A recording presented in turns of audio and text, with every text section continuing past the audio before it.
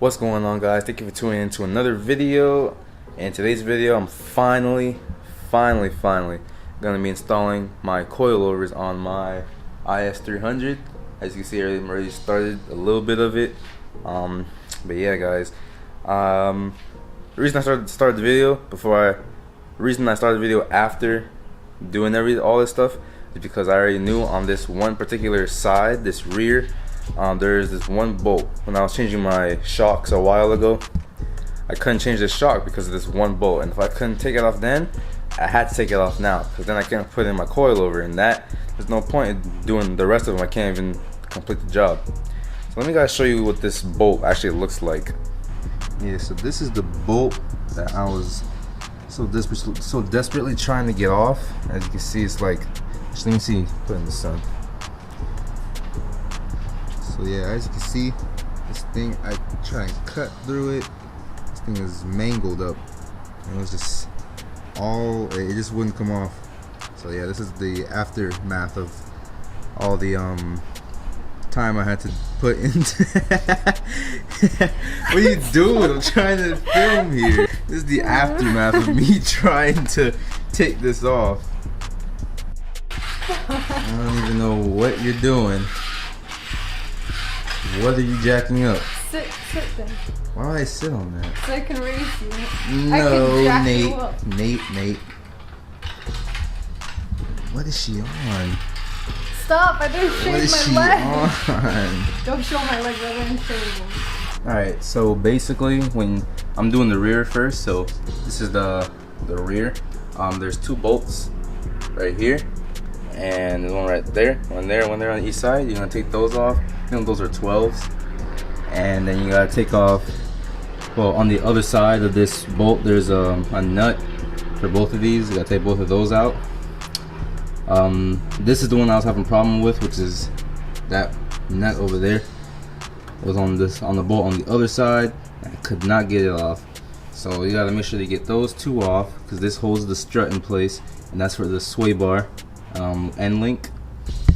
And also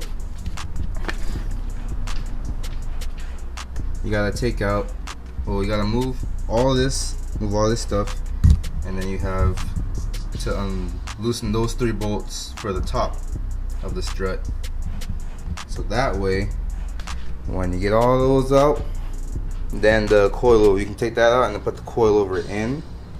And the rears are a lot easier to do than the fronts, which is why I'm doing them first. So if this is your first time doing coilovers, I highly recommend doing the rear first, because it seems a lot easier than the front to do, because it's less bolts, less stuff to take apart. So I'm gonna update you guys when I take out the strut, right, and then I'm gonna show you guys when I put the coilover in. So right now I'm gonna cut to the next part when the strut is already out the car.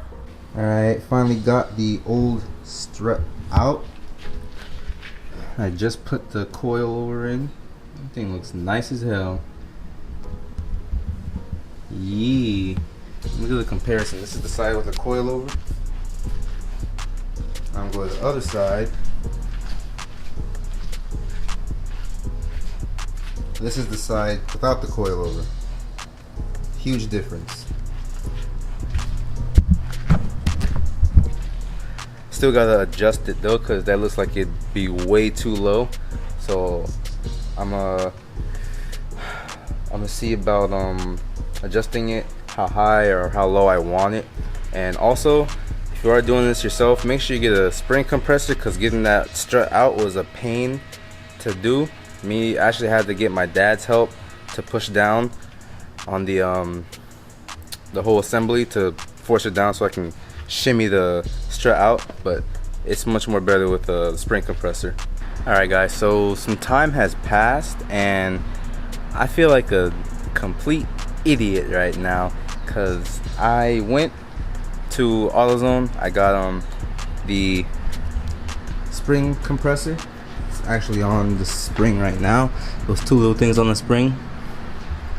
I actually got a spring compressor, but I don't think I really had to, because on the other side I had my dad help me, you know, try and push down on the what is that called? I'm gonna just say it's the control arm. So if you look over here, right, that was in the way, so I couldn't really get that past the spring, past the strut. So I had to have my dad push it down over there by the rotor and push it down so it had enough clearance. But there's a bolt that goes right there that connects to there. So I feel like a complete idiot because I could have done that from the get-go and this would have been done a lot quicker. And that's the bolt right there. So yeah. So I most likely didn't need a spring compressor, but at least I got it because maybe it helped, maybe it didn't.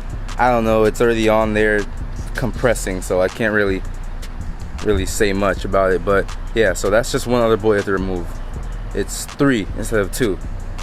Alright, so I just finished both rears. Not just finished, but I finished both rears, and I lowered the car down just to see how it would look with the way I had it set up, and it is way too low, like super low, like crazy low. So I gotta readjust the rears and finish the fronts, which I'm just starting. The day's by the end, but let's see how fast we can get this done. Right, girly? Right, girly? What's so funny? What's so funny? I'm not decent. Alright guys, so it is the next day. I actually finished the coils, but it was late at night, so I couldn't really show you guys the how it looks with the coils. But man, this shit beautiful. I haven't had coils in 2 years. Like this is my first time installing coils on any of my cars, and I've had this my IS300 for 2 years now, and I have not put coils on it. And I finally got the time to do it and the money to buy some, and boy was it worth it. Let me show you guys. I'm gonna lower the front a little more, but it's a lot better. Got a little wheel gap. I was high-key nervous because I didn't want to scrape or anything, but the rears, they're pretty chillin'. Look at that. Let me see. It's not that much of a wheel gap.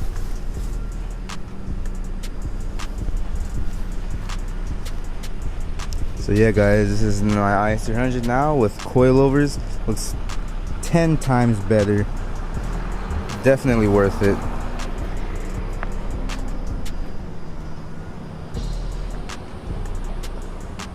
Yeah, I'm definitely gonna go lower in the front because the rear looks amazing with the slight tuck in the rear.